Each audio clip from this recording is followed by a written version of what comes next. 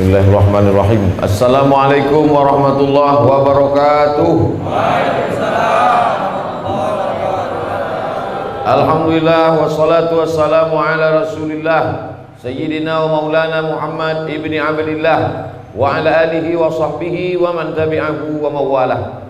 La haula wa la quwata illa billah. Yang sama-sama kita hormati Bapak Dr. Andes Haji Musa Raja Iksah M.Hum, Wakil Gubernur Sumatera Utara, beserta rombongan, bapak-bapak, ibu-ibu, hadirin hadirat, muslimin muslimat. Insyaallah semua ini adalah makhluk-makhluk yang dimuliakan Allah Subhanahu wa taala. Rakaat al-fajri, 2 rakaat qabliyah subuh, khairum minad dunya wa ma fiha. Lebih baik daripada dunia dan seisinya. Siapa yang tak melaksanakan qabliyah subuh ini, maka hilanglah dunia dan seisinya. Siapa yang melaksanakan qabliyah subuh, dia sudah mendapatkan dunia dan seisinya. Jadi kalau ada orang yang tidak melaksanakan qabliyah subuh, datang ke masjid langsung sholat subuh, maka dia boleh melaksanakan qabliyah subuh itu setelah sholat subuh. Saking pentingnya qabliyah subuh. Kalau qabliyah subuh itu lebih baik daripada dunia dan seisinya, apalagi sholat subuhnya. Mudah-mudahan kita termasuk yang istiqomah melaksanakan ini insyaallah. Amin ya rabbal alamin. Malam tadi saya diberikan kehormatan, kesempatan menyampaikan tausiah di kediaman Bapak Wakil Gubernur. Kemudian banyak sekali tamu-tamu, sampai entah jam berapa saya tinggalkan semua, saya pun tidur. Lalu kemudian subuh ini saya langsung izin mau permisi, mau pergi pengajian, langsung tidak bertemu lagi dengan Bapak Wakil Gubernur. Saya pikir beliau tidak ada undangan, tidak ada jemputan, tidak ada janji. Mungkin juga sudah capek, sudah lelah, tak ikut lagi sholat subuh. Tiba-tiba saya lihat, sudah ada. Jadi mudah-mudahan Sumatera Utara ini tetap diberikan Allah ridha, taufik, hidayah, inayah, pertolongan dengan pemimpin-pemimpin yang istiqomah sholat subuh insyaallah. Di tempat-tempat lain banyak juga pemimpin itu sholat subuh, cuman pas minggu mau mencoblos saja, sudah nampak lagi.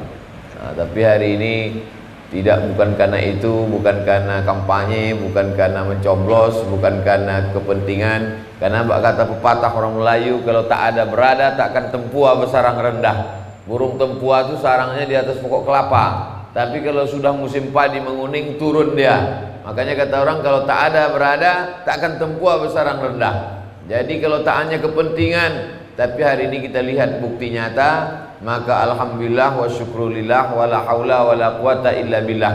Yang akan saya bahaskan pada subuh yang penuh barakah ini adalah fungsi-fungsi masjid menurut sunnah Rasulullah SAW. Setelah masjid terbangun indah, cantik, luar biasa, apakah selesai? Belum. Itu maka menjadikan masjid ini sebagai tempat berkumpul. Berkumpul itu jamak. Jamak artinya berkumpul, beramai-ramai. Sholat zuhur yang dikumpulkan dengan sholat asar disebut dengan sholat jamak. Dari 3 huruf, jin, mim, jim, mim, ain, jamak. Maka itulah asal kata al-jami'ah. Al-jami'ah itu diambil dari kata jamak, berkumpul. Makanya universitas itu bahasa Arabnya al-jami'ah, karena di situ berkumpul beberapa fakultas, berkumpul beberapa jurusan, berkumpul beberapa orang dosen mahasiswa, maka disebut dengan al-jami'ah. Hari tempat berkumpul itu disebut dengan hari al-jumu'ah. Idza nudiya lis-salati min yaumil jumu'ah, karena di situ tempat harinya berkumpul, Jumat. Dan masjid ini pula saya lihat ditulis dengan nama Masjid Al-Jami'ah, berkumpul. Tak lagi kita lihat mana suku bangsa, ada orang Jawa, ada orang Minangkabau, ada orang Batak, ada orang Mandailing, ada orang Karo, ada orang Melayu. Tidak lihat lagi asal usul kampung halaman, tapi yang dilihat adalah kita berkumpul di sini. Kalau sudah masuk ke dalam masjid, wa annal masajida lillah, masjid ini punya Allah, milik Allah, maka kita tak pernah ada menyebut masjid itu atas nama suku. Masjid At-Taqwa Mandailing, yang Jawa tak boleh masuk. Pernah ada begitu? Tak ada. Maka yang dilihat adalah Al-Jami'atut Taqwa, masjid yang mengumpulkan banyak orang. Dan masjid ini sudah berhasil mengumpulkan banyak orang. Tadi Bang Ijek sempat nanya berapa lama masjid ini dibangun? 10 bulan. Berapa biayanya? Tak tahu. Kenapa pula masjid? Biasanya kan ada anggarannya, targetnya berapa biayanya? Karena orang datang saja berkumpul, ada yang datang menyerahkan semen untuk cor lantai, ada yang datang menyerahkan keramik, ada yang datang menyerahkan kubah. Akhirnya orang berkumpul, dan jamiah itu adalah berkumpulnya orang dalam berbuat baik. Wa ta'awanu 'alal birri wat taqwa wa la ta'awanu 'alal ismi wal 'udwan. Dan bangunan masjid itu sendiri adalah berkumpulnya beberapa model. Ada kubah, ada mihrab tempat imam, ada dinding, ada lantai, ada tiang, ada pintu, ada kosen, ada jendela. Maka berkumpullah bangunan, berkumpullah berbagai macam suku, berkumpullah berbagai macam model tipe orang manusia, tapi niatnya cuma satu, lillahi ta'ala. Sesuatu yang tidak karena lillah, dia akan tereliminasi, dia akan tercampak dengan sendirinya. Karena orang yang ke masjid ini semuanya berdasarkan lillah. Usolli fardhu subhi raka'ataini adaan ma'muman lillahi ta'ala. Nawaitu shawmawadin adai fardhu syahri ramadhan hadis sanati lillahi ta'ala. Labbaik Allahumma labbaik, labbaik la syarika lak labbaik. Semua yang bukan karena Allah, maka dia akan tercampak, akan terbuang dengan sendirinya. Begitu juga niat menjadi jamaah, niat menjadi pengurus, niat menjadi penceramah, niat menjadi pejabat, niat menjadi orang yang ikut membangun masjid. Karena kalau bukan karena Allah, berapa banyak saya sholat di masjid, hadir maulid Nabi, Isra Mi'raj, nuzul Quran. Ini ketua masjid udah ganti. Udah Pak Ustaz. Bapak yang baru? Iya. Yang lama mana? Sejak pergantian tak pernah datang lagi kembali Pak Ustaz. Nah ini berarti bukan karena lillah, tapi karena ulah. Bukan karena Allah, tapi karena ada sesuatu. Maka Allah tidak suka diduakan. Allah tak mau kau jadikan dia ada yang lain selain dia. Maka dalam Islam kita diajarkan la ilaha illallah, tiada Tuhan selain Allah subhanahu wa ta'ala. Maka ini amat sangat penting. Kalau tidak nanti rusak hati kita, bercabang niat kita. Makanya sebelum beramal sesuatu kita diajarkan ilahi anta maksudi waridhaka matlubi. Engkau saja yang kumaksud, tak ada selain engkau. Wa anta maksudi waridhaka, ridhamu lah yang kucari ya Allah. Orang kalau minta surga tak dapat ridha Allah, tapi kalau sudah dapat ridha Allah pasti dapat surga Allah. Makanya yang kita minta itu Allahumma inna nas'aluka ridhaka wal jannah. Ridhonya dulu baru surga. Ridho itu artinya senang hati. Orang kalau sudah senang hati semua dikasihkannya. Senang hati jamaah itu melihat pembangunan lancar. Senang hati jamaah itu mendengar pengumuman itu transparan keuangan. Senang hati jamaah itu melihat berkumpul semua. Maka semua dia kasihkan. Jangankan duit Pak Ustaz, nyawa aku kasihkan. Banyak orang berkata begitu, nyawa aku kasih Pak Ustaz, duit tidak. Oh tak bisa. Artinya semua mesti kita kasihkan total. Ya ayyuhalladzina amanu, hai orang beriman, udkhulu fisilmi, masuklah kamu ke dalam agama Islam itu kafah, secara total, secara all out, berikan segalanya, tak ada berbagi kepada yang lain. Maka kita ini tak ada daya, tak ada upaya. Kita ini hanyalah seperti kulit telur ayam. Yang mau diambil itu ya isi telur ayam itu, putih telur ayam, kuning telur ayam, kulitnya itu akan dibuang. Begitulah kita ini, tak ada daya, tak ada upaya, tak ada apa-apanya. Kalaulah bukan karena kuasa Allah ditiupkannya roh ke dalam badan, maka kita ini tak dimuliakan Allah, tak dimuliakan orang, tak dimuliakan malaikat, tak dimuliakan jin, tak dimuliakan makhluk yang lain. Tapi begitu kita diisikan roh ke dalam jasad, maka mulialah kita. Fanafakhtu fihi min ruhi, kutiupkan roh ke dalam jasad. Faqa'u lahu sajidin, semua makhluk-makhluk bersujud. Asalnya hina, tanah, rendah, tak ada apa-apanya. Tapi kemudian ketika ditiupkan Allah roh ke dalam jasad, faqa'u lahu sajidin, semua malaikat-malaikat bersujud kepada dia. Padahal manusia ini asal muasalnya mimmaniyyi yumna, dari air yang hina, tak ada apa-apanya, tak ada kuasa, tak ada daya, tak ada upaya. Tapi begitu ditiupkan Allah roh ke dalam jasad, maka seluruh makhluk yang mulia, yang cahaya, yang terang benderang bersujud kepada makhluk yang hina. Itu menunjukkan kemuliaan Allah ada pada diri kita. Kalau kita jaga kemuliaan Allah, ihfazillaha yahfazka. Kalau kau jaga kemuliaan Allah, kau jaga hukum-hukum Allah, Allah pun akan menjagamu. Salah satu cara menjaganya itu dengan melaksanakan sholat subuh berjamaah. Ini poin yang pertama. Tadi saya mulai jam 5 kurang 5, sekarang jam 6 kurang 5, sekarang jam 6 lewat 5. Jadi setiap satu poin 10 menit. Itu maka dari tadi mata saya nengok jam. Waktu maghrib sekarang jam 6.41. Kenapa Ustaz tengok waktu maghrib? Kalau jam maghrib 6.41 maghrib, artinya kita jam 6.41 sudah boleh sholat sunat isyraq. Nanti saya ceramah sampai jam 6.41, habis itu kita sama-sama sholat sunat isyraq, tapi tak berjamaah, sendirian. Man sholat subha fi jama'atin, siapa yang sholat subuh berjamaah, thumma qa'ada yadhkurullah, duduk berzikir mengingat Allah hatta tatlu asyams, sampai terbit matahari, thumma yusalli rak'ataini, sholat sunat 2 rakaat, kanat lahu ka ajri hajjatin wa umrah, dapat pahala macam haji dan umrah. Sekarang haji tak bisa, umrah tak bisa. Sekaya-kaya orang sekarang mau haji mau umrah tak bisa, tapi kita bisa dapat pahala macam haji dan umrah, yaitu dengan syarat 3. Sholat subuh berjamaah, duduk berzikir mengingat Allah sampai terbit matahari, sholat sunat 2 rakaat. Usolli sunnatal isyraq, pakai qaf.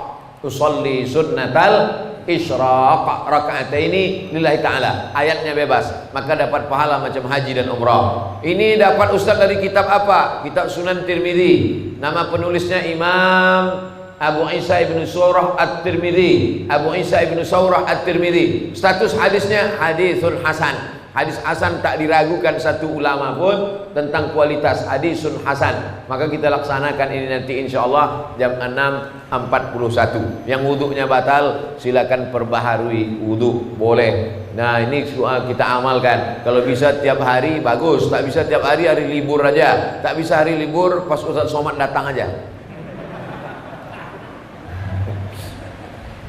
Apa lagi yang mau kita lakukan? Mau pergi ke Makkah tak bisa, mau tawaf sa'i tak bisa, mau umroh tak bisa. Takkan tawaf kita di Senayan, takkan tawaf di stadion. Nah, itulah sebab itu maka Allah itu maha adil.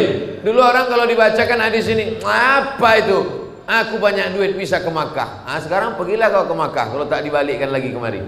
Oleh sebab itu maka itu tandanya Allah itu maha adil, Allah itu maha kasih, maha sayang. Tak terlintas di pikiran kita bahwa orang kaya punya duit banyak tak bisa ke Makkah. Ternyata terwujud sekarang, orang kaya duit banyak bisa tak bisa ke Makkah. Oleh sebab itu maka sholat subuh berjamaah, duduk berzikir mengingat Allah sampai terbit matahari, sholat sunat isyraq 2 rakaat, kanat lahu ka ajri hajjatin wa umrah, dapat pahala macam haji dan umrah. Di ujung hadis itu 3 kali pula kata Nabi, tamah, tamah, tamah, sempurna, sempurna, sempurna, menunjukkan kesempurnaan ibadah. Maka ini kita laksanakan amat sangat baik, apalagi pada subuh yang penuh dengan keberkahan ini. Mudah-mudahan kita istiqomah sampai anak cucu insyaallah, amin ya rabbal alamin. Tapi seperti haji dan umrah, jangan yang udah store ONH diambil yang pula siang ini, cabut balik. Aku cabut aja lah, kenapa? Udah haji dan umrah pagi tadi.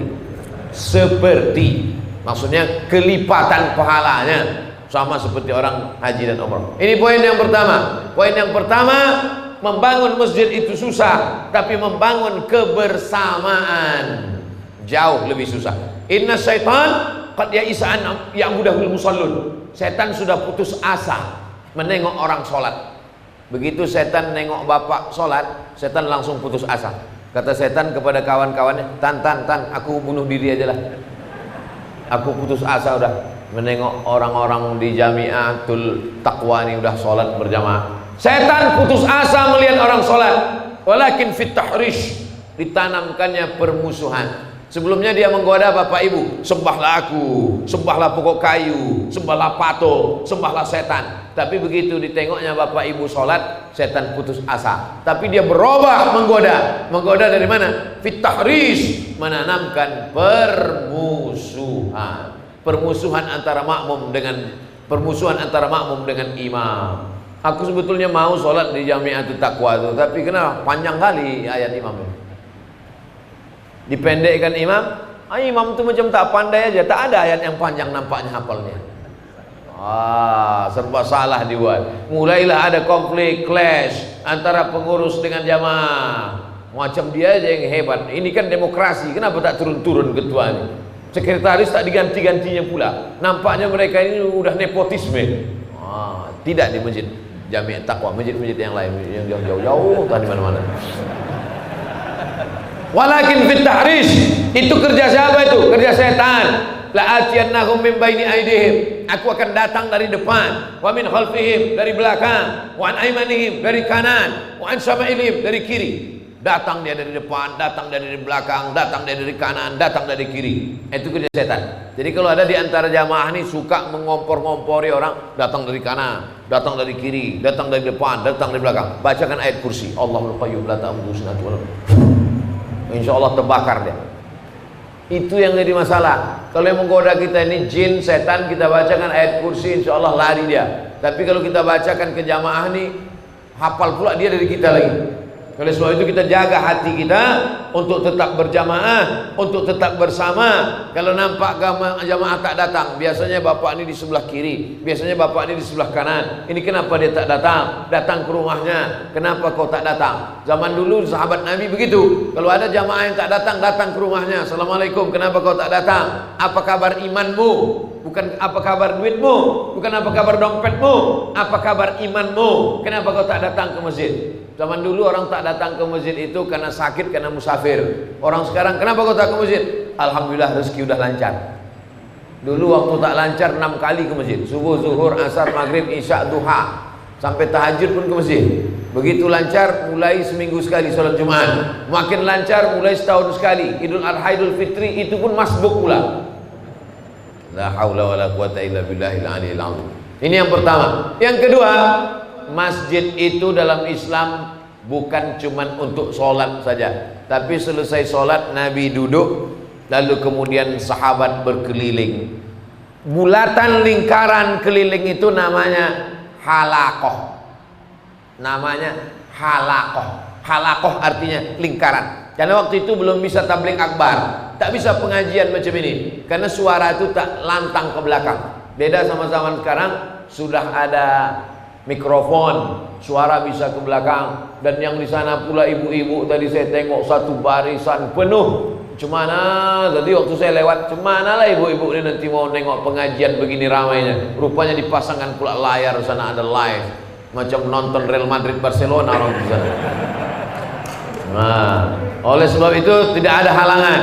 Mau yang di dalam ada mikrofon, mau yang di luar ada layar. Yang tak bisa datang nonton streaming. Mau nengok dari dekat, ikuti kamera dekat. Mau nengok dari jauh, ada pula kamera jauh. Mau nengok dari kiri, ada pula kiri, ada pula dari kanan. Nah, ini semua tak ada lagi alasan orang sekarang untuk tidak mengaji. Tidak ada alasan orang tidak menuntut ilmu. Man salaka tariqan, siapa yang melewati suatu jalan, yaltamisu fi ilman, dia mencari ilmu di jalan itu, sahalallahu lahu bihi tariqan ilal jannah, dimudahkan Allah jalannya menuju surga. Man kharaja fi talabil ilmi, siapa yang keluar rumah dengan niat menuntut ilmu, fahuwa fi sabilillah, maka dia sama macam orang berjihad fi sabilillah hatta yarji'a. Kalau bisa tiap malam pengajian bagus. Senin malam Selasa akidah sifat 20, wujud qidam baqa mukhalafatul hawadisi qiyamuhu binafsihi wadaniyah qudrat iradat ilmun hayat sama basar kalam. Mantap. Selasa malam Rabu akhlak. Tak ada gunanya akidah mantap kalau tak ada akhlak, tak berbudi pekerti, tak berakhlakul karimah. Rabu malam Kamis tafsir surat-surat pendek, tafsir surat Yasin, supaya jangan hanya membaca Yasin tak tahu arti Yasin. Dari kecil baca Yasin sampai mati baca Yasin, udah mati dibacakan Yasin tak tahu arti Yasin. Apa arti Yasin? Tetanggaku Yasin namanya.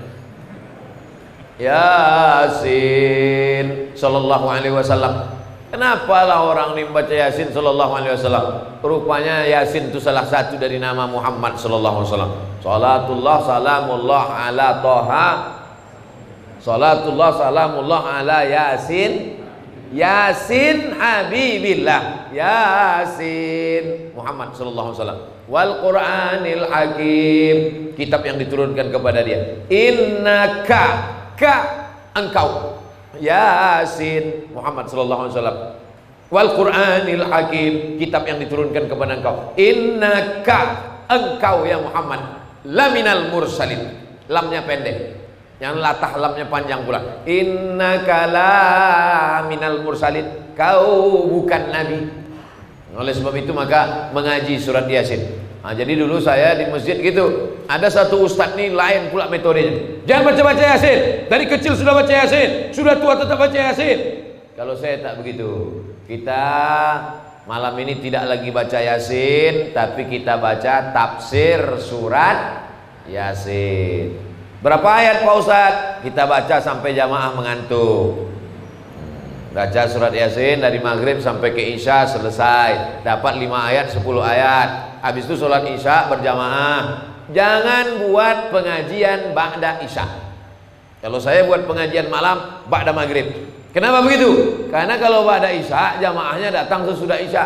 Duduk Ustadz, pasanglah pengumuman. Jamaah sekalian datang, Ustadz sudah terduduk setengah jam. Tapi kalau dibuat acaranya maghrib, maka jamaah datang jamaah 2 kali.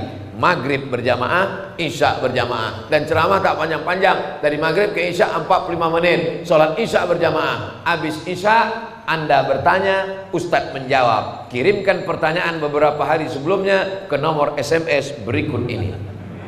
Gitu, direkam kamera, lalu kemudian dibuatkan channelnya. Nama channelnya channel pengajian Jami'atut Taqwa channel. Jangan lupa subscribe, like, and share. Supaya apa? Supaya pengajian itu bisa diulang-ulang balik oleh jamaah. Tanya jawabnya itu dipotong-potong sehingga dia menebarkan kebaikan. Kalau tidak, ceramah ini hilang. Habis macam asap diembus angin, selesai, hilang. Memang sebagiannya ada yang mencatat, ada yang mengingat, tapi lupa. Jangan kan Bapak Ibu, saya aja lupa entah apa yang sudah saya cakapkan. Kayaknya kalau sudah pulang saya tonton balik. Oh, ini salah nih ceramah nih. Dalilnya tak salah, cuman nengoknya terlalu banyak ke kiri, lupa ke kanan. Diperhatikan balik. Nah, ini semua penting. Untuk apa? Untuk mengulang kaji. Syukur-syukur ada anak-anak kita yang bisa mendengar pengajian, rupanya diketiknya. Pengajian Ustaz Somad itu diketiknya, rajin dia, diulangnya, ketiknya lagi, diulangnya, diketiknya lagi, diulangnya, diketiknya lagi. Akhirnya jadilah satu buku 500 halaman. Datanglah orang dari Jawa mengirim. Saya buka paket pos, titipan kilat. Saya tengok 500 halaman kumpulan ceramah Ustaz Somad, sudah dibukukannya jadi satu. Dia minta rekomendasi dan kata pengantar. Langsung saya rekomendasi, buku ini memang amat sangat layak. Saya sudah lama mau menulis, tak jadi-jadi. Mau menulis, datang undangan. Mau menulis, datang corona. Mau nulis, datang COVID-19. Mau nulis, datang pula COVID 2021. Nauzubillah.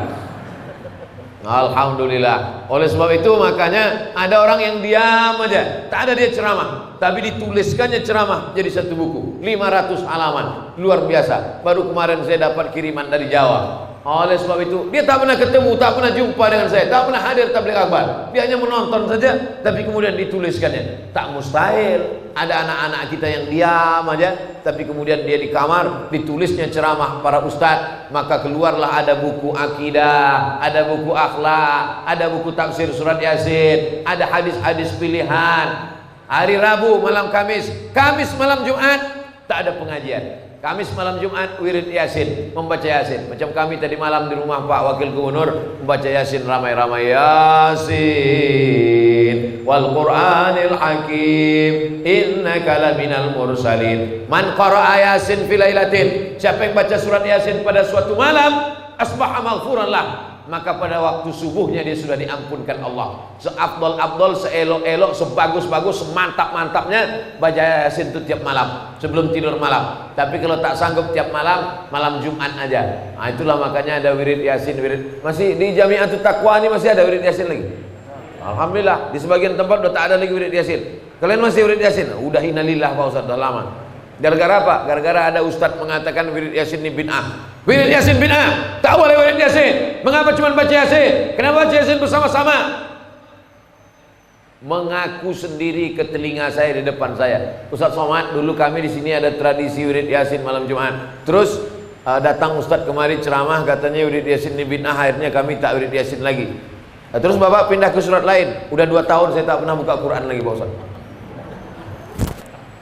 Tujuan ulama dulu membuat wirid Yasin itu bukan supaya kita baca Yasin terus, supaya kita itu sarana kumpul-kumpul saja. Lalu kemudian kita baca surat yang Yasin. Baca Yasin tak salah, tapi seumur hidup baca Yasin masalah. Baca Yasin pindah rumah baru tak salah, baca Yasin punya mobil baru tak salah, tapi baca Yasin seumur hidup masalah, karena Allah ada turunkan surat-surat yang lain. Oleh sebab itulah makanya anak-anak kita dibuatkan pengajian. Habis maghrib ke isya ada satu malam pengajian, makanya maghrib mengaji. Di beberapa kabupaten, kota, wali kota, bupati, gubernur sudah pencet tombol. Berikut ini mari kita saksikan pemencetan tombol program maghrib mengaji. Habis. Besok malam tak ada anak-anak mengaji, hanya untuk share saja. Oleh sebab itu maka kita buatkan program mengaji. Panggil adik-adik kita mahasiswa UIN Sumatera Utara, Fakultas Usuluddin, jurusan tafsir, qori, hafal Quran, atau Pak Imam kita sekalian, suara bagus, tajwid, qalqalah, gunnah bila gunnah, hebat pula suara, ada bayati, sobasikan, nahawan, jahar, karas, duduk. Bapak-bapaknya tak usah dulu ikut. Bapak-bapaknya buat pengajian khusus. Bapak mau sama anak-anak? Jangan Pak Ustadz, kami pengajian khusus. Oh, kenapa gitu Pak? Karena anak kami lebih tinggi pula dari kami lagi. Malu dia satu majelis sama anaknya. Tak apa-apa, kita balaskan dendam kesumat kita. Dulu saya muda tak mengaji, dulu saya tak baca Quran, dulu saya tak ke masjid. Sekarang anak-anak saya bawa ke masjid. Begitu. Ada juga sebagian orang tua ini tak begitu. Aku Pak Ustadz, dulu waktu muda tak ngaji, bodoh. Terus anakku mesti lebih bodoh daripada aku. Na'udzubillah. Membalaskan sakit hati kita adalah anak-anak kita masukkan program tahfiz. Kemarin Masya Allah, kemarin siang zuhur kami penandatanganan prasasti rumah tahfiz Al-Musannif di depan Masjid Al-Musannif. Nah, ini bagus. Jadi kalau ada rumah di sini, orang kaya duit banyak, rumah itu diwakafkan atau disewa, dikontrak dulu supaya anak-anak bisa rumah tahfiz, program tahfiz, store ayat-ayat pendek dari mulai juz 30 aja dulu. Juz 30, juz 29, lalu kemudian sampai baru balik ke pangkal juz 1, juz 2. Nah, begitu kalau rumah tahfiz ini. Rumah tahfiz ini macam rumah singgah atau anak di boardingkan, dipondokkan. Kenapa? Karena ada namanya the golden age, usia emas. Golden emas, age usia emas. Pada saat itu akalnya itu amat sangat kuat untuk menangkap hafalan. Kalau sudah tua macam saya nih, dulu kalau ada jamaah bertanya, dulu awal-awal saya pulang dari Maroko tahun 2007 2008, kalau ada jamaah bertanya, saya suruh tanya dulu, tanya semua. Habis itu baru saya jawab satu-satu. Zaman sekarang satu orang ngasih 3 pertanyaan, saya balik tanya, apa tadi nomor 1 tadi? Lupa. Barulah sadar rupanya memang betul. Dulu orang-orang tua kita lupa, heran kita, ketawa kita mengejek. Setelah kita betul-betul mengalami masa tua, barulah kita sadar rupanya kata pepatah kanaqshi 'alal ma'. Belajar di waktu usia tua macam menulis di atas air, betul. Begitu ditulis hilang, begitu ditulis hilang. Tapi alhamdulillah kita bisa diingatkan lagi karena ada pengajian di handphone, bisa kita ulang-ulang balik. Otak kita ini Bapak Ibu sekalian macam tulisan di whiteboard. Sekali tulis tak nampak jelas, macam titik-titik. Sekali tulis belum jelas betul, macam pensil dia. 2 kali agak nampak, 3 kali makin nampak, 4 kali lebih nampak, 5 kali nampak betul, 2-3 kali makin 10 kali sobek kertasnya. Oleh sebab itu kita ulang berkali-kali. Udah diulang tak juga, jangan paksakan, stres kita nanti. Memang disitulah rupanya kemampuan kita. Nah ini pengajian pengajian bapak-bapaknya wirid Yasin ada, pengajian M3, mantap. Apa nama pengajian ini? Pengajian M3 sore habis asar hari Jumat. Apa itu M3? Mak-mak milenial. Nah, ini ibu-ibu ini mesti ikut pengajian khusus. Zaman Nabi dulu ada ibu-ibu minta pengajian khusus ke Nabi. Ya Rasulullah, kami ini malu. Kalau ada laki-laki ada pertanyaan-pertanyaan kami yang malu menanyakannya kepada engkau, maka bertanyalah mereka kepada Sayyidah Aisyah. Lalu kemudian dibuatkan pengajian khusus perempuan, sehingga masjid menjadi tempat penuntut ilmu, dan masjid inilah cikal bakal universitas. Jadi dalam Islam itu lebih dulu masjidnya baru universitasnya. Beda sama sekarang, universitas berdiri megah tegak, pas mau sholat kita bertanya, ada masjidnya Pak? Mohon maaf, masjid belum berdiri. Masjid pula belakangan. Kalau zaman dulu enggak, masjid dulu, setelah masjid barulah dia berubah menjadi universitas. Dulu Universitas Al-Azhar itu istrinya cuman halakoh-halakoh aja, lingkaran. Di sana ada halakoh tafsir, di sana ada halakoh hadis, di sana ada halakoh tauhid, di sana ada halakoh akidah, di sana ada halakoh ilmu kalam. Akhirnya menjadi universitas tertua di dunia. Tempat saya di Maroko pun dulu itu juga masjid. Nama masjidnya Masjid Qarawiyyin, lalu berubah menjadi Universitas Qarawiyyin. Di Zaitunah Tunisia itu pun awalnya juga masjid, namanya Masjid Zaitunah, lalu berubah menjadi Masjid Zaitunah, jadi Universitas Zaitunah.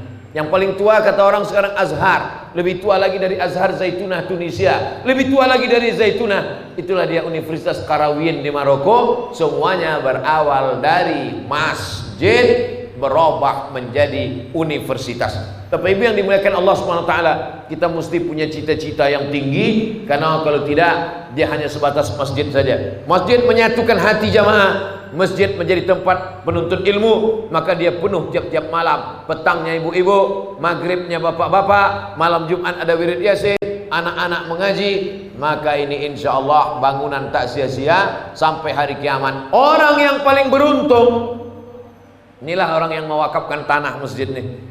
Namanya saya tak tahu, tak disebutkan yang dihormati Bapak Fulan bin Fulan, tapi pahala kita seramai-ramai ini mengalir. Kalau dia sudah meninggal dunia, lapang kuburnya terang benderang, tanpa kita ucapkan Allahumma firlahu warhamhu wa'afi, mengalir otomatis. Yang mengecornya, yang keramiknya, yang dindingnya, yang tiangnya, yang kipas anginnya, yang AC-nya. Masjid ini tak perlu pakai AC karena anginnya sudah masuk. Cuman masjid ini tak berpintu pula. Ada pintunya? Ada. Oh ada. Masya Allah, tabarakallah. Bapak Ibu yang dimuliakan Allah Subhanahu Wa Taala, maka kalau begitu 6.27, lebih kurang 12-13 menit lagi kita sholat sunat Isyraq. Ini ada beberapa pertanyaan.